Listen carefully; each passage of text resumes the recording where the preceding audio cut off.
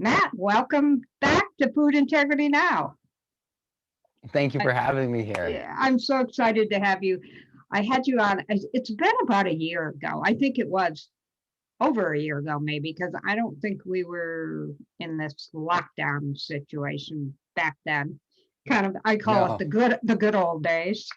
But anyway, it's spring, and I was just thinking about planting and the soil, and I know that many people are in that same position. And for me, it's all about the soil and all about getting the most nutrients from the food we grow. I mean, if we're going to go through the trouble of, not trouble, but go through all the steps to prepare the soil and plant the seeds and take care of the garden, I want it to be really nutrient dense, because that's, for me, that's important to get the most out of our vegetables and fruits, and to create great health. So that being said, let's start out with some essentials. And I know it's all about the soil. And I'm just going to mention you have a new book. You want to hold your book up? It's called Regenerative Soil, The Science and Solutions by Matt Powers. And his book is all about the soil. So let's begin there. What Soil 101, where do we begin? Well, I would say that because soil is where our plants live and the interactive medium from which all organic life, gains life and then returns to it, I would say it's the linchpin. So getting that right is going to affect what nutrients are available, what nutrients become available, and how much water you can hold. Just those simple kind of things make the greatest difference, because when there's water, there's biology. And when there's the right minerals and nutrients there, the biology can really thrive. And our plants, they prefer, their nutrition is from the soil food web, from the microbes and the bacteria and the fungi, nematodes and protozoa all interacting together, policing each other, really. Keep each other in balance, checks and balances and stuff. And it's the byproducts, the waste, and the released nutrients from the biology that the plants thrive on. And then recently we found out that plant roots literally digest simple fungi and bacteria. And it actually makes their root hairs grow. So, and this is the kind of stuff that's in your compost teas, and so I really value making your soils living, nutrient dense mediums from which the life can spring and return to. Okay, great. So how do we do that, Matt? where do we start? All right, so I'm going to start off with a few caveats. So you're going to tailor each of these things to your bioregion, your context, and everything. But one of the best, most powerful ways, and simple, is to inoculate biochar with the life and the nutrients, the rock dust and like the minerals that you want your plants to be able to have. What's Because that biochar? What's biochar? biochar is biology combined with char. So when we make charcoal, when we are or like wood char, I should say, we are stopping it from turning into ash. There's two stages to burning, and the first stage is it turning into char, and then the second stage is it turning into ash. When it's still in the char stage, especially if you do this through pyrolysis, through an oxygen-free cooking process, you can do this in a kiln, and they do this in large kilns. They make this porous, really light, and when you break it, it like almost tinkles with like how brittle and glassy it sounds. And you've probably experiences too, pushing around char and hear that squeal, that squeak that it makes. So char is this very porous and highly attracted to everything around it substance, and that's pure carbon, and it's this great matrix that holds water, that attracts, and because we stripped all the organic matter out of it except for that matrix of carbon, charcoal wants to seize everything and grab it. So if you put regular charcoal in forest soils, it'll eat the humus. That's not good. That's why we always want to combine it with like compost before adding it to any system, so that it doesn't rob the system of already established longer chain carbon humic substances. So charcoal combined with biology and organic matter, because it's not just the biology, you really need to fill up those spaces. And so it can hold 3 times its mass in water. So if you're adding 10 to 15% biochar to your soil profile this year, you now can hold 30% more water right off the bat in your soil. So if you And not don't only that, have you're a going to be holding. kiln, Matt, if you don't have a kiln, you mentioned that. Mhm. You can do conservation burns if it's allowed in your area. Oh, that's what I've done. I have a video on my YouTube. We're just Okay. doing top burning, and top burning is surprisingly like clean burning. And they've tested it over and over again, so much so that it's now a standard protocol in vineyards in Sonoma for doing this. It's a soil amendment, and it burns 90% cleaner than all the other burns and that are from the bottom. And Okay. so you're basically top burning it before it turns into ash. You're watering it down. You could be watering it down with like compost tea watered down even. And then you could be like watering it down, letting it dry out, and then putting it in a compost tea bath or combining it with your compost. It'll help break down your food in your compost and your scraps in your compost as you inoculate it. And then you add the rock dust to your compost. So the microbes are digesting it, they're holding it. So when they get consumed by the protozoa or the protozoa and then by the nematode, they release those nutrients from the rock dust in bioavailable form to your plants. Okay, Right what there at is the root. rock dust? Is that biochar? No, rock dust is different from biochar. Okay. So you could get a bag of biochar. You can order it online. Oh, my phone. You could order a bag of biochar online. It's becoming more and more widely available everywhere. Rock dust, you're going to want to get something like a basalt rock dust. Okay. That is the widest range of minerals. And these things are all about this surface area. So rock dust, the microbes are going to freak out. Your pile's going to be extra active. They're going to consume all that. And then they're going to be living in with the rock dust nutrients and minerals in them inside the biochar and in your compost too. And so when you add that in, when you're watering, the water doesn't leach like it used to, because it's those fine minerals in the rock dust, just like in our clays. And remember, clays are the size of a dot of chalk compared to sand size of a basketball. So those of us with sandy oxidized soils, take note.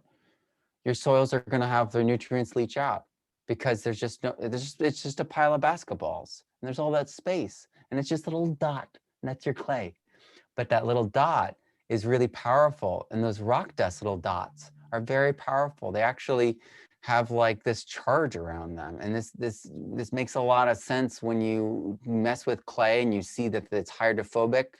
Many of you in California know this, that fine silt that's hydrophobic when it gets too dry. That's like a force field, right? It literally is. And so breaking that surface tension is a charge change. So when we have all these things that are doing the opposite of that, that attract and hold water instead of repel it in our soils, we're flipping switches. Not just are making our soil darker, but we're making it hold more energy, literal electrons and protons. And so that is going to play in directly into making the food more nutrient dense.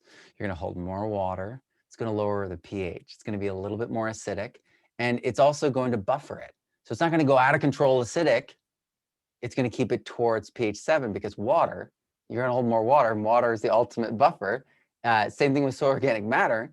They all want to keep you towards 7. So it's incredibly elegant, and it's like symphonic, you know what I mean, when you get all these elements together. But it's simple when we begin. We're adding rock dust and charcoal to, wood char to our compost heap. And maybe you're doing a hot compost, maybe you're doing a longer term moldering compost. If you are doing the longer term moldering compost, do me a favor. I'm going to give you a master tip here. Add perforated piping to it. So you get that aeration.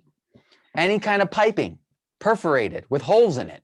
You just put them in like, they're like chimneys. You put them in your static compost pile, and you've aerated it without turning it and breaking your back. And so you could just have these pipes inside your compost heap every 12 inches. This is the Johnson-Sioux compost bioreactor method. Many people are adapting this now.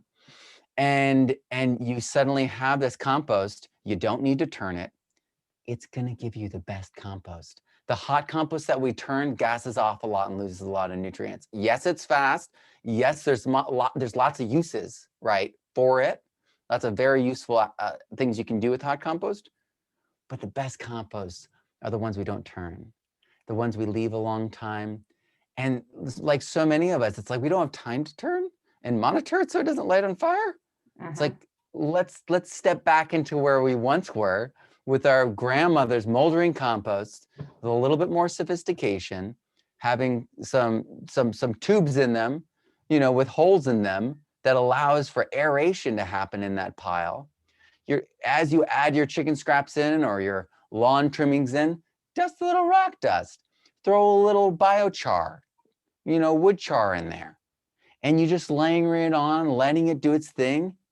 And then when you're adding that to the garden, it's going to have more life. It's going to have life that has benefits that are exponential. So the Johnson-Sioux compost method, this giant bioreactor, the original one's like 12 feet tall.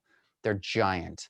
I'm talking about miniaturizing for all of us. I'm going to be miniaturizing. Many people have already done them in garbage cans. You know what I mean? Like one pipe in the middle and the food all around. And yeah. So they added this once, and every single year there was an increase in carbon sequestration and nitrogen availability. And so it's like the microbes have this ability to, like, once they get established the right way, to take off. Terra preta in the Amazon, that dark, rich soil that everyone is, is over the moon about, they would cut down to 20 inches. They would harvest it and sell it. And then those 20 centimeters, actually, not 20 inches, 20 centimeters would regrow over 20 years to 20 feet deep again. And then they just constantly are harvesting it. And so we can create soils that are this rich by following their methods, charcoal. And if we remember our past, so many of our cultures were doing slash and burn, or were they doing slash and char?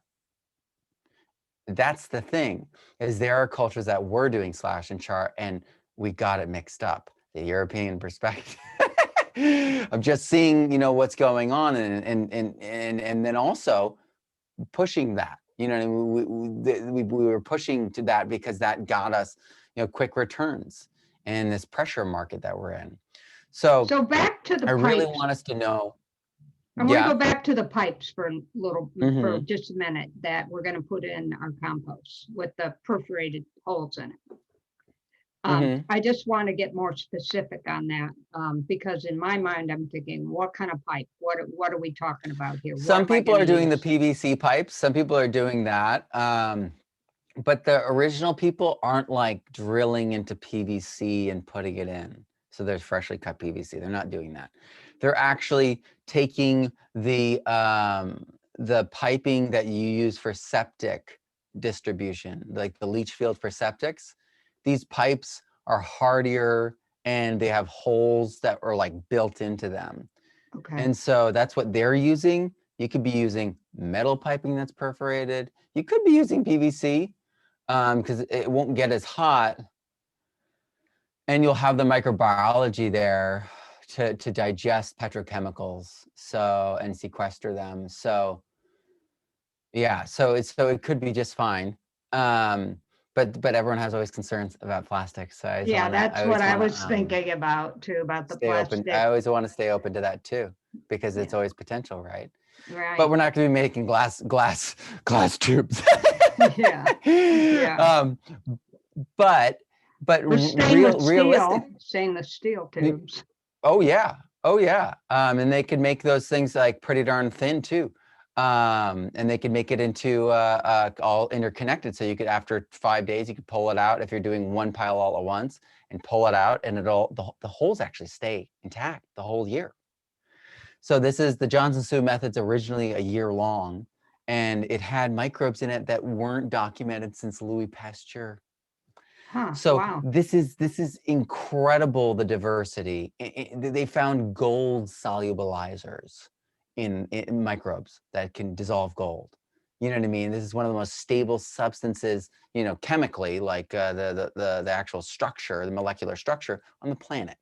Uh-huh. So And what is that method stupendous. called again? Johnson and The what? Johnson-Sioux method. I can even show you a picture of it right now Yeah, that would because be great. And that way our listeners can maybe take notes about this and look it up.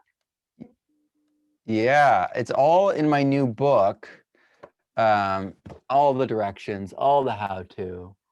Oh, wow. That's See, awesome. that's You the don't grid. have to turn your compost. Yay. That's right. Because a lot of us can't.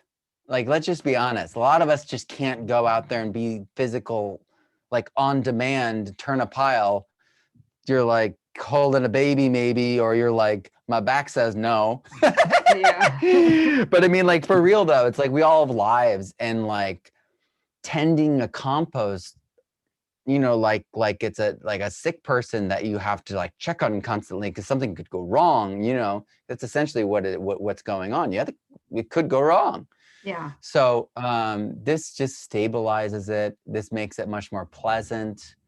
And that whole year-long thing feels different. When you're like, gotta check it and and you're like, no, this is an investment. I've been adding to it for 6 months and capped it and tarped it. And now I'm gonna uncover this, and this is gonna be this investment that has come to fruition. And I'm excited. Oh, that's It's like a awesome. different relationship. Because there's so much anxiety that goes into like the hot composting. Am I doing it right? Is the temperature right? This is a totally different thing. This is a very beautiful partnership relationship where nature's like, I got this, thank you for all the pieces. I'm going to just do it now, kind of thing. So I really appreciate the new chapter opening up in composting. And also, now we have this compost, or let's say you don't have the ability to do compost and you need to start really quick. Get some EM.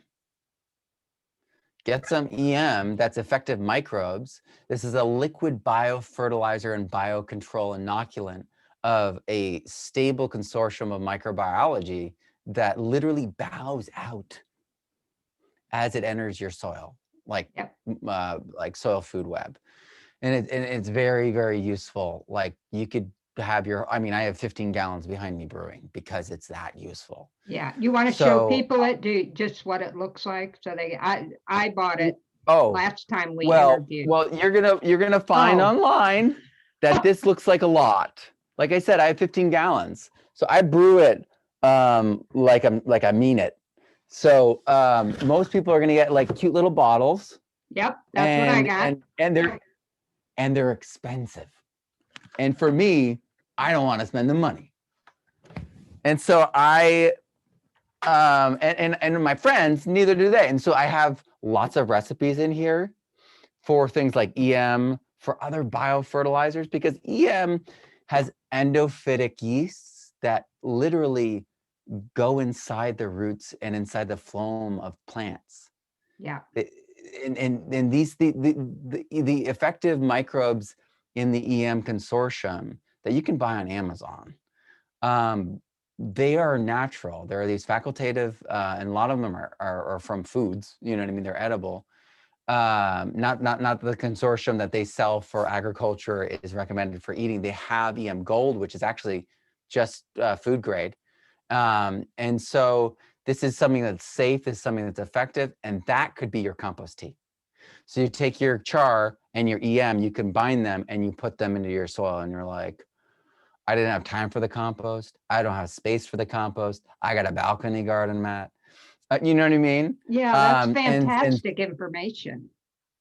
right. And so you could be getting the consortium into the char, and then the char into your soil, and it's a biochar. It's going to hold the water. It's going to draw down your pH towards pH 6.5 to 7, which is the Goldilocks range. Just like with the earth, you know, where we're that Goldilocks range, there's a Goldilocks range for roots, regardless. And there's some wiggle. I mean, obviously blueberries like a little bit more acidic, and obviously non-mycorrhizal plants like it more alkaline, but it's very much so that around their actual roots, they prefer it in that range because they can pop either way. They can put out protons, which make it a little bit more acidic, or if they're like, oh, it's a little bit, no, I'm going to put out hydroxide and make it a little bit more alkaline. And because that little wiggle room around pH 7, right, that balance point, Yeah. you know, Yeah. Yeah. they get to choose the nutrients that are available in that zone right then. Yeah. So I think it's really important to give plants their due place and empower the plants to do the work that they're meant to do, because plants are solar panels that conduct the energy into the soil, into the organic matter, actually. And it's that energy in the soil that our plants rely upon to conduct the nutrients into them and for the microbes to move. So I have a question for me. It goes all big. It goes all big, but it really is small when you get down to the actions. Yeah. All of our children can do it. We can teach it to all the school children, and then they could learn the significance of it through PhD grad school. I mean, it goes as deep as you want to go. Right. But yeah, it's that good. So I tried something different, and I have no idea if this is going to work. But I went to an organic mushroom farm, and I got organic mushroom compost. That's good. And that's what I use for my compost. And, you know, I mixed that with, you know, my regular soil, my organic soil. And then I added, and I continue to add the EM1. So this is the thing. You might discover what I've discovered because you're improving your soil. You're making these stable like changes to your soil, and because of it's so fungal and there are fungal foods in that compost, you may see awesome tomatoes, but your amaranth or your beets might shrink. Okay. And I want everyone to know it's because they're non-mycorrhizal. And as we deal more and more with contaminated rain, contaminated water, the plants that have a mycorrhizal partnership, fungal dominant soils like yours, are going to be soils that literally shrug off those toxins because they have phytostabilizers. So they're going to be buffering, they're going to be breaking things apart, and they're going to be making things inert or even embodying them so they're out of the flow. So, I mean, that's what like fungi does a lot of the time, is it's making the structure of the soil. And so it's embodying things in these carbon chains and in their bodies. And then as their bodies die and senesce, then it becomes part of the soil profile. So it's really incredible. It's really powerful, but it's also something that I really want to like put out there because it can confuse people. Yeah. They're like, well, why are my beets, my kale, my Swiss chard, you're naming all the things I quinoa. planted. You're naming Okay. What else? Like, why are all these plants doing so well, but my tomatoes are doing so awful? Or reverse. It's because when we look at that spectrum of pH, they're on different parts of the spectrum. Let me just show you what nitrogen looks like. Nitrogen actually pairs with the succession of all plants on this scale right here. Okay. So tomatoes, whoop, so tomatoes are a different section on there. So they require totally different fungal to bacteria ratios. But when you have a no-till environment in healthy biology and healthy plants around the rhizosphere, and you're close to that 7, they get to decide. So like, well, it's a little bit too fungal today, you know, and they're gonna like put out some hydroxides. And it's like that kind of empowerment literally gives the plants the power of choice, the ability to defend themselves as well. So I really, really value this because it's such a powerful, such a simple leverage point in how we work with our soils. I should have had your book before I planted. Is that too late? It's not too late. I only planted a week ago. Well, you could do some bacterial tea and spray it on the soils too, if you wanted to do that. Okay. Okay. And is that all in your book as well? Yes, it's all in the book. This Okay. is the best book I've ever. This is my greatest work. This is the best Tell book us I've a ever little written. bit about it. Just tell us a little bit about your book and what you're so proud about. Well, I basically thought I understood soil, and then I got into it and realized that it was a much bigger room than I realized it was. And there's a lot of experts out there that are experts for this part of the room. And they kind of talk like it's the whole room.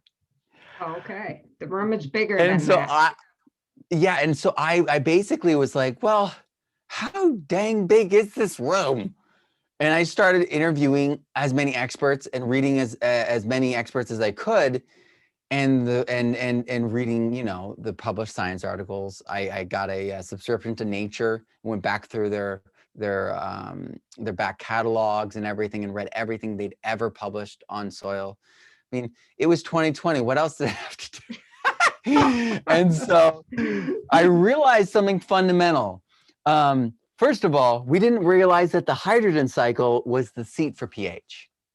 Like Huh. people didn't collectively understand that the water cycle is the pH scale. And at the root level, it is also the pH scale because hydroxide versus protons, H plus, you know what I mean? That's literally the pH scale. And so it's like I knew about NPK, but I didn't realize that, you know, as soon as you kind of get beyond like sulfur and like calcium, things drop off. And there were no soil cycle diagrams for like any of the micronutrients. And so you're like, okay, so all these were utilitarian based diagrams.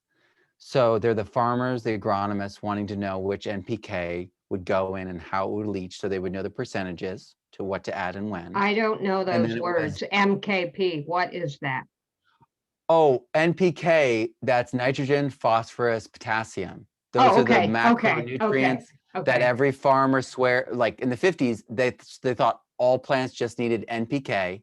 Okay. And Gotcha. now, and we've learned a ton. You know, we know about micro and trace, but no one had done the actual like diagrams. And I'm a visual person. I think most of us are. Mhm. And I had this fundamental realization that most soil scientists were not creative types. They were more engineer type brains, and or analytical even. And so they're not making visuals. And when they did boxes with words. And so I was like, I can't. I Yeah. need to like know how the iron cycle works. I need to know how the manganese cycle works. I need to, you know what I mean? The zinc, the copper, even the chlorine, molybdenum, the boron, the silicon. Because silicon is so universal, we didn't even bother thinking about it. We actually have a hard time testing for silicon because we can't get it out of the test samples, the test materials, the testing instruments.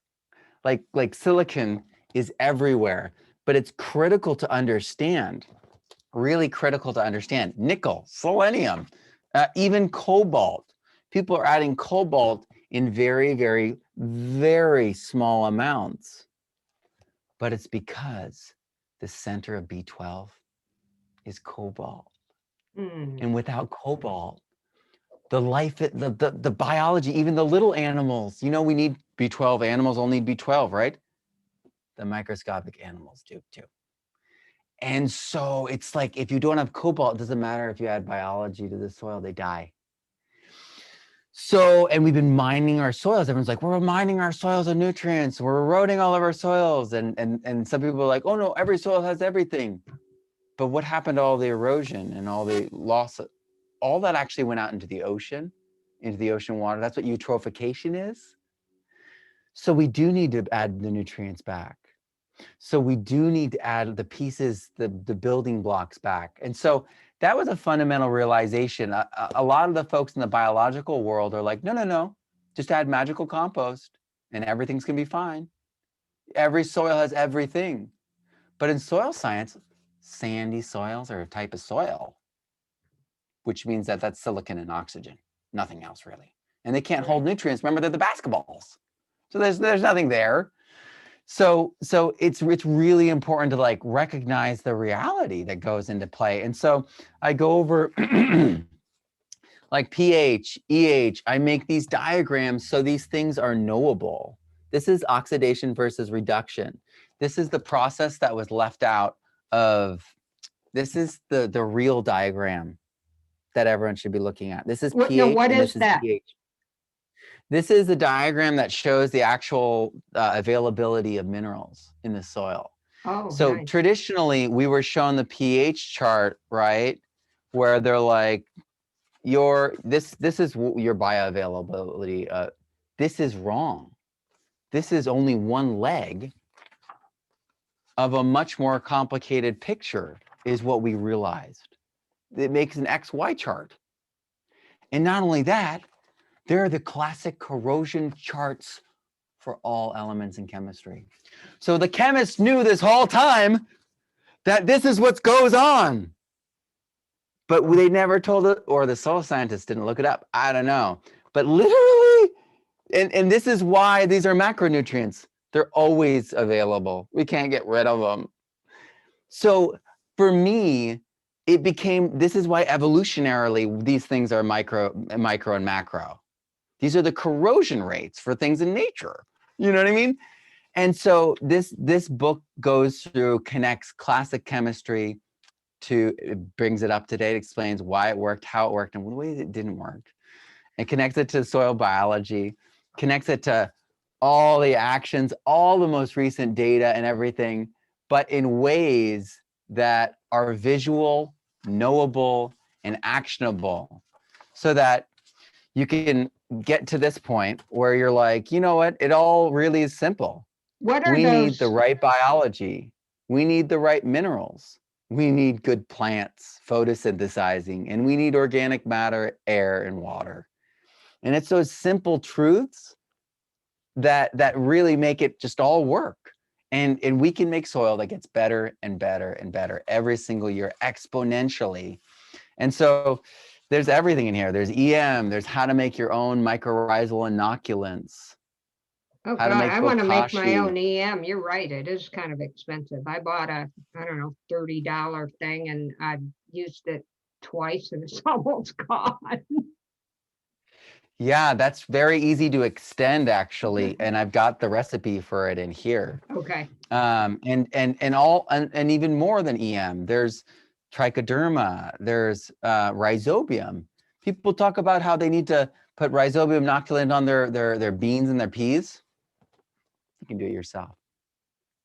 Awesome. So yeah, and this is all stuff that if you are doing canning and jarring canning at food at home, you can do any of this stuff, any of it. So I really wanted to make it knowable and actionable, and also garden to farm scale, because I really want people to understand and be able to communicate with their farmers to be able to understand them. There's this great divide between, and then also remediation. I've got all the remediation for heavy metals, for toxins, Oh my God, that's amazing. pesticides. And that is crazy too, because fishbone, like fishbone meal, like Yeah. calcium, like that bonds with so many heavy metals, like all the lead problems. Just put fishbone meal in, like literally. It's crazy how well Is it works fishbone within meal, weeks. I mean, that's different, obviously, than fish emulsion, right? Or- Yeah, but you want the bones because the bones have the calcium phosphate. Okay, Uh, okay.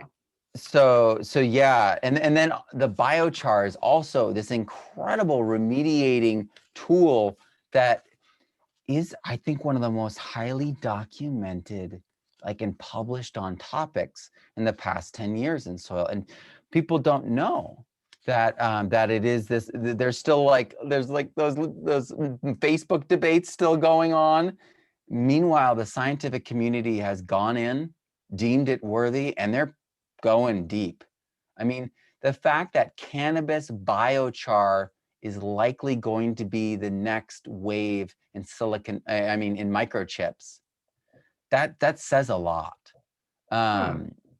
We're going to see, the biochar in so many different forms in everything, in our food, in our, because it's really good for us food wise. It's good for our animals. In our soaps, I mean, we're seeing the charcoal, toothbrushes, and all this stuff, but it's going to be in everything. Wow, that's pretty exciting. I think some people don't understand. Maybe the first time gardener, they go and they buy some seeds and they put it in their soil, and the food grows, but they don't pay attention to the nutrient density part. I mean, they get this nice looking plant and they get some great lettuce and they eat it, but it may be so deplete in some of those minerals and other things that you've been discussing with us, which to me is why bother? I mean, not why bother. I mean, but It's disappointing because your it's plants get eaten, yeah, or your plants are like flimsy, and you're like, oh, all this effort for this? yeah, You put all that water for this? yeah. But when you add those minerals, and then like later on, you're watering in with your kelp, your liquid kelp, and your Uh-huh. EM, just Hmm. watered down, like just adding. I add this stuff to my watering regimen. I'm watering EM and kelp, liquid kelp in like once a week, twice a week, sometimes 4 times a week, depending on the timing. But the plants themselves are so different. I mean, I don't have pest problems, but B, the colors, the taste, the flavor, like when you get those arugula at the store and it's got that bite, it's a little bitter, but the one you taste from your garden somehow has all those notes except way more, and it's sweet. Yeah. And you're like, oh, it's spicy and bitter and sweet all at the same time. I don't even know what's going on. And it's complex. Yeah. And that's what's going on. And so we really want to get those minerals in there, because your body will be like, you did the right thing. Yeah. And it will be irrefutable at that point. We're born with this supercomputer of a brain and sensory like system, and we rely upon experts all the time to tell us what to eat and what not to eat. when we encounter the real thing. It's like meeting someone who's a genuine friend. It's like meeting someone who actually listens to you for the first Yeah. time. You're like, Yeah. what? You know, you're like crying, right? Yeah.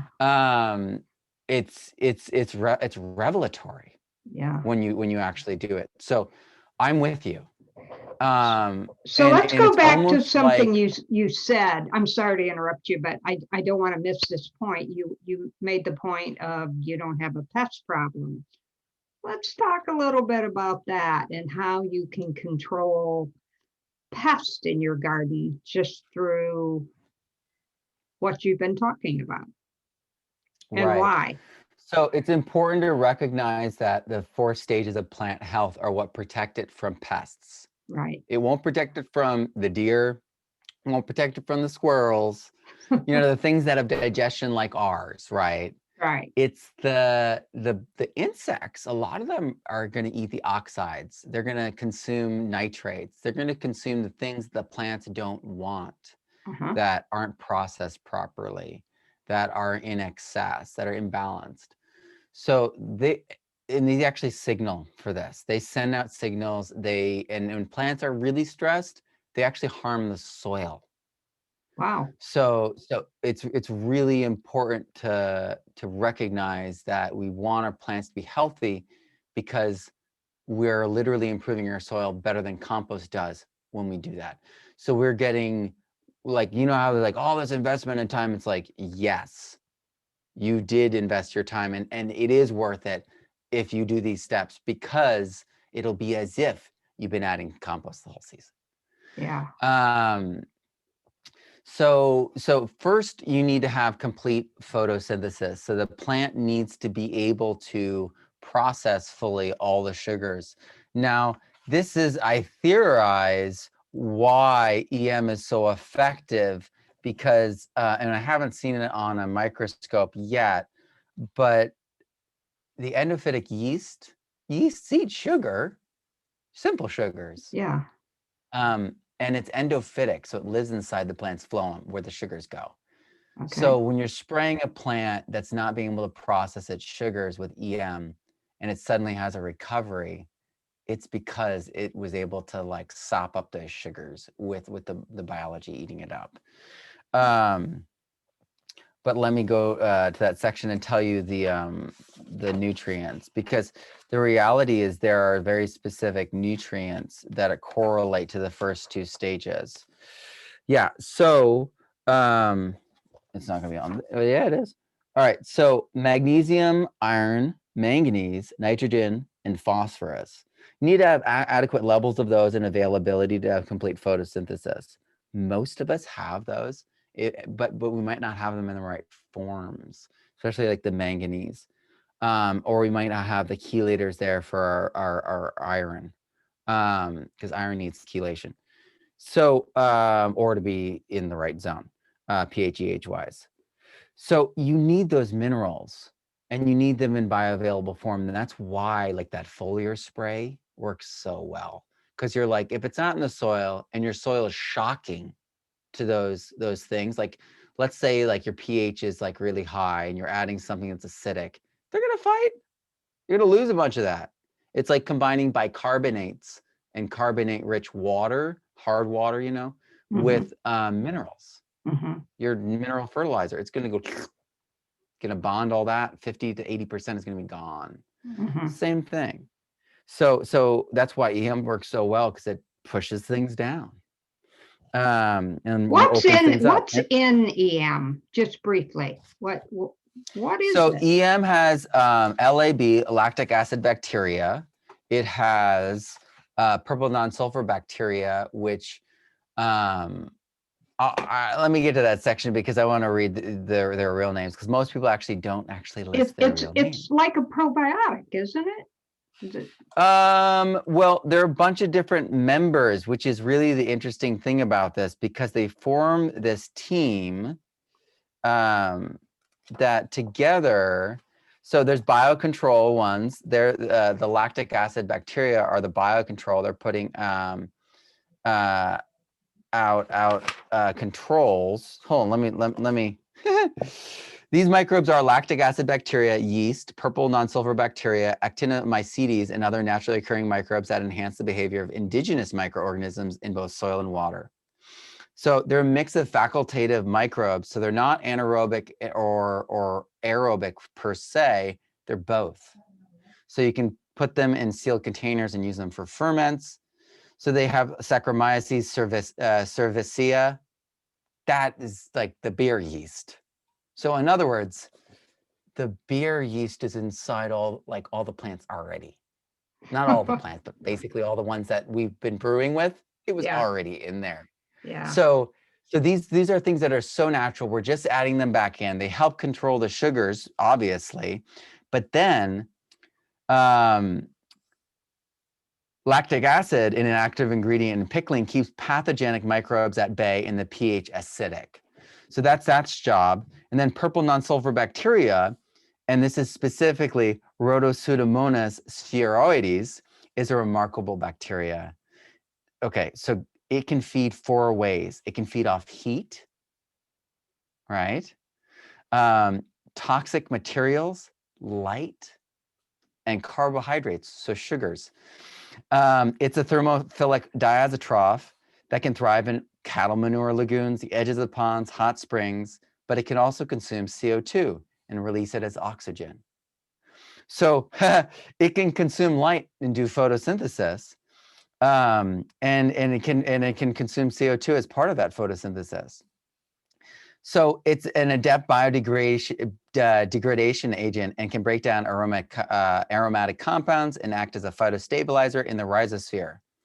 It's also exoelectrogenic. It can generate electricity and donate electrons into the rhizosphere, increasing uptake of nutrients and lowering the EH, which means when you say lowering EH, it means there's more energy.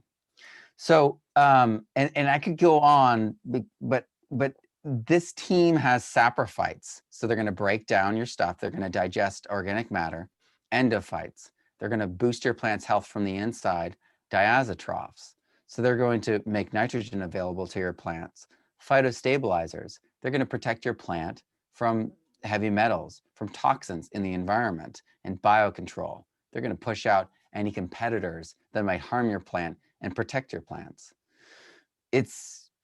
And I mean, there's more benefits, but that's just one. And the cool thing about what we're doing now, my friends and I are all talking about, is developing more consortiums like this that are more bioregional, that have more indigenous microorganisms in them, but that are stable like this, with the members being able to release CO2 and another member consumes it in this constant cycle. So, EM.